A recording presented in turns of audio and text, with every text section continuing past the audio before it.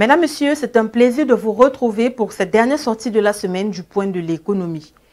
Au Cameroun, le secteur des douanes de la région de l'Ouest a tenu il y a quelques jours sa réunion de coordination mensuelle des responsables des services et des unités.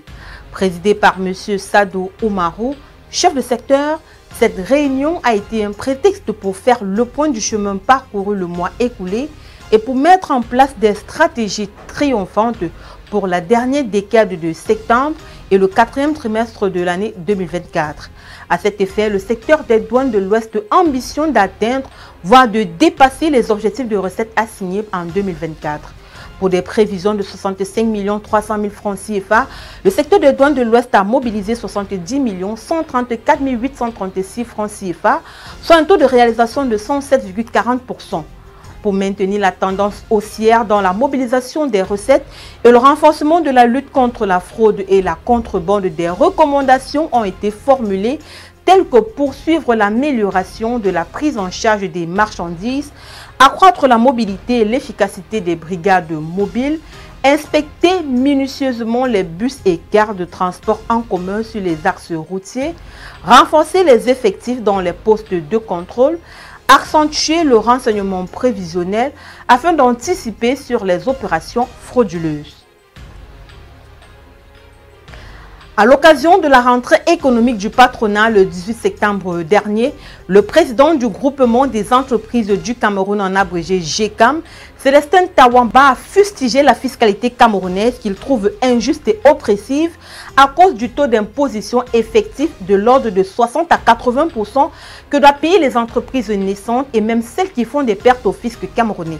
Il a également décrié les contrôles fiscaux et douaniers qui sont fréquents, ce qui donne lieu à des redressements portant sur des montants astronomiques, représentant parfois plusieurs fois le bénéfice et même le chiffre d'affaires.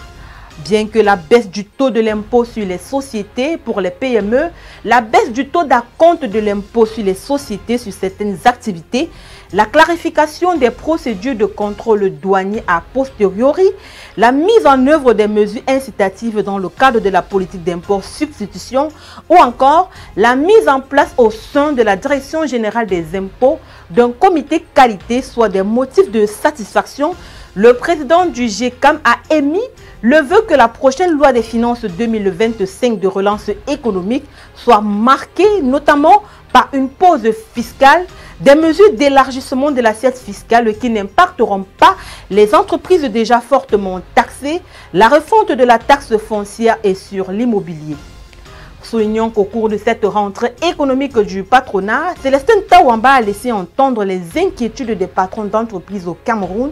quant à l'atteinte des objectifs que s'est fixé le gouvernement dans la stratégie nationale de développement du Cameroun 2020-2030.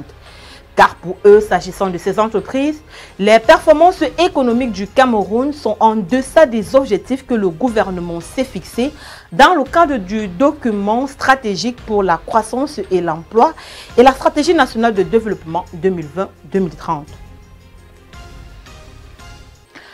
Parlons d'exploitation minière dans cette édition pour souligner que le 19 septembre dernier, l'État du Cameroun, à travers son ministre des Mines, de l'Industrie et du Développement Technologie, le professeur Foukalis Gentry, a engagé des négociations de 4 conventions minières avec les sociétés Camina SA, Caminex SA et Oriol Cameroun 2 Salles. En présidant la cérémonie, le ministre des Mines, de l'Industrie et du Développement Technologique, le professeur Foukalis Gentry, a mentionné qu'au terme des recherches menées par les dites entreprises qui ont abouti à la mise en évidence des gisements pouvant faire l'objet d'exploitation industrielle, celles-ci ont soumis au ministère des demandes de permis d'exploitation accompagnées des études de faisabilité et des projets de convention minière. Le membre du gouvernement a également précisé que les travaux se feront en plusieurs étapes.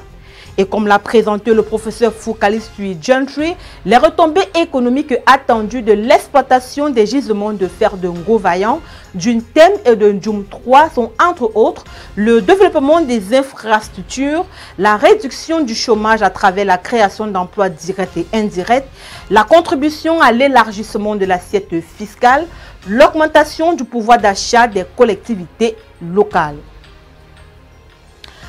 En Côte d'Ivoire, les exonérations fiscales et douanières ont coûté 467 millions de dollars à l'État au premier semestre 2024. L'annonce a été faite le 18 septembre dernier lors du Conseil des ministres.